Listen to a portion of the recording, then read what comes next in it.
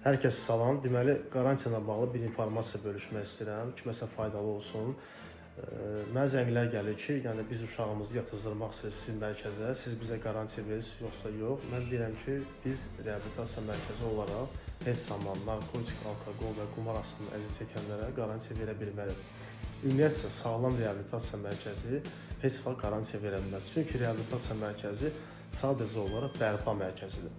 Yəni bir insan burada gəlib bərpa olur və təzədən cəmiyyətdə, yəni onun üçün şans olur ki, cəmiyyətdə addımlasın, öz həyatını bərpa eləsin. Amma 12 addım proqramı özü, bəli, onu, yəni 12 addım proqramı öz həyatımızda tətbiq eləyəndə, onda proqram özü qarantiya verir.